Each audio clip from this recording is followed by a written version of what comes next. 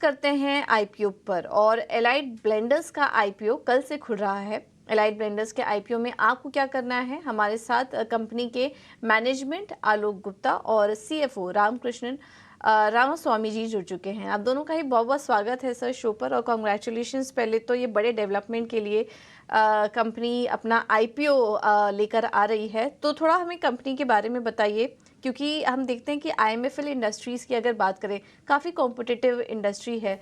तो आपकी रणनीति क्या होगी आने वाले समय में अपने आप को एग्जिस्टिंग प्लेयर्स जो हैं और कंपटीशन जो है उससे डिफ्रेंशिएट करने के लिए? आलोक जी, ये सवाल आपसे होगा पहले। ज़रूर। बहुत बहुत धन्यवाद आपका हमें समय देने के लिए। Allied blenders and distiller ABD के नाम से सब पहचानते हैं। इसकी जर्नी शुरुआत हुई 1988 में। हम 35 साल से इस इंडस्ट्री में हैं। देयरफॉर 35 साल के अंदर मैन्युफैक्चरिंग, रेगुलेटरी, सेल्स और प्रोडक्ट, इसका जो पूरा एक इंफ्रास्ट्रक्चर है वो चल रहा है और ठीक से चल रहा है।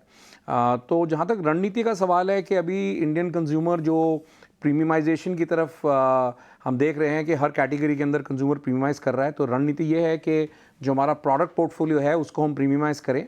बैकवर्ड इंटीग्रेशन से अपना कैप्टिव ईएनए जो एक कोर इनपुट होता है हमारी कैटेगरी के अंदर, उसको हम नियर 100% लेके जाएं। एज अ रिज़ल्ट जो हमारा फॉरवर्ड आउटलुक होगा वो यही है कि हम इंडस्ट्री पैरिटी बिड्डा पे हम आने वाले सालों में इंडस्ट्री पैरिटी बिड्डा से तक की डिलीवरी कर सकें। रामकृष्ण जी, हम आपके क्लाइंटेल पोर्टफोलियो को देख रहे थे और उसमें हमने देखा कि जो आपके टॉप 2 टॉप 5 कस्टमर्स हैं वो आपके रेवेन्यू में काफ़ी ज़्यादा कंट्रीब्यूट करते हैं। क्या इस कंसंट्रेशन को और इस मिक्स को आगे कुछ चेंज करने की स्ट्रैटेजी होगी आपकी, कुछ योजना? ये टॉप 5 जो कस्टमर्स हैं वो ग्रॉस रेवेन्यू के हिसाब से है। अगर नेट रेवेन्यू के हिसाब से जाएंगे तो थोड़ी बहुत इसमें बदलाव रहेगी।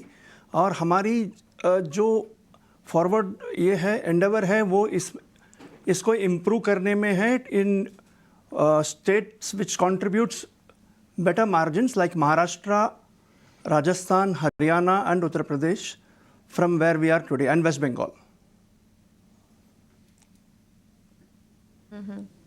राइट।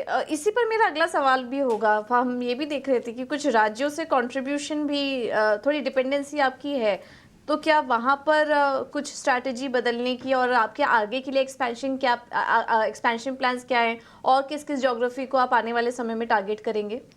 जो हमारी टॉप मार्केट्स हैं उसके अलावा जहाँ पर प्रीमियम और लग्जरी सेगमेंट का ग्रोथ है, कस्टमर है, वो हमारे लिए बहुत इंपॉर्टेंट होगा।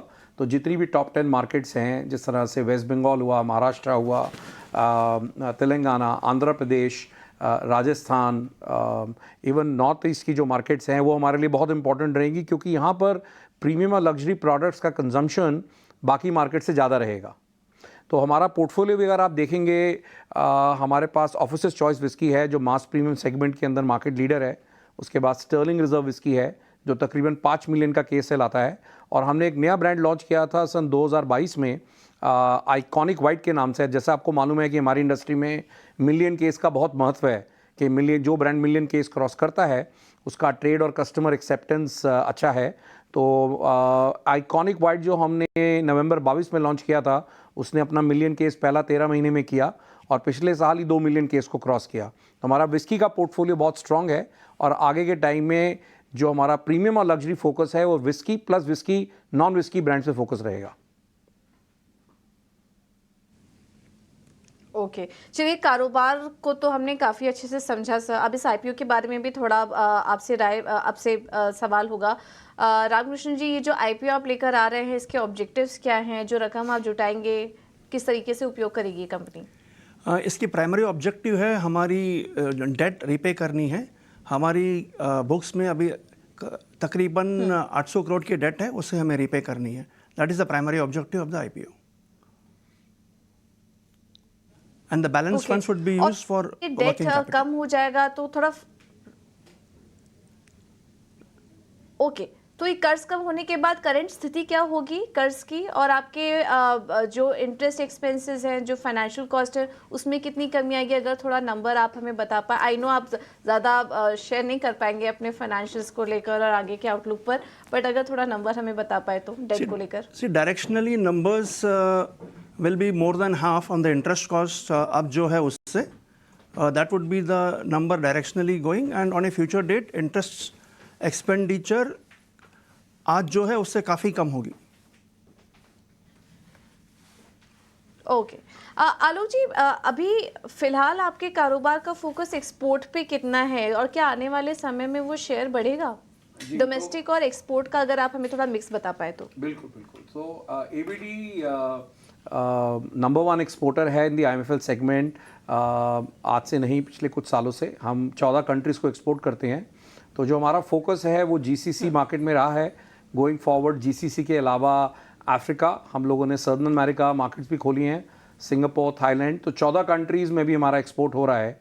और ये जो प्रीमियम और लग्जरी सेगमेंट्स की ब्रांड हैं, जैसे हमने जनवरी के अंदर अपनी पहली प्रीमियम जिन लॉन्च करी जिसका नाम जोया है, इस तरह की प्रीमियम ब्रांड से हमारे को दो और फ़ायदे होंगे। एक तो ट्रैवल रिटेल चैनल हमको एक्सेसिबल होगा और दूसरा यूरोपियन और वेस्टर्न मार्केट में भी हमको एक्सेस मिलेगा। सो एक्सपोर्ट का फोकस गोइंग फॉरवर्ड हमारे लिए बहुत ज़रूरी है। नंबर 1 एक्सपोर्टर 14 कंट्री से कैसे हम उसको बढ़ाएं, 25-26 कंट्री करें, ड्यूटी फ्री पे फोकस करें, और कैसे हम वेस्टर्न कंट्रीज़ के अंदर भी अपना प्रीमियम पोर्टफोलियो को लेके जाएं। ग्रेट। तो ये हैं कंपनी के कुछ एक्सपेंशन प्लान, और आईपीओ के ज़रिए कंपनी अपने कर्ज को भी कम करने की कोशिश होगी। ये एक बड़ा ऑब्जेक्टिव है, तो आगे देखना होगा प्रोग्रेस किस तरह से आने वाले समय में कंपनी करती है। आलोक जी, रामकृष्ण जी, बहुत बहुत धन्यवाद आप दोनों का ही अपना कीमती समय हमें देने के लिए, और आईपीओ के लिए, लिस्टिंग के लिए भी आपको ढेर सारी शुभकामनाएं। Thank you so much sir.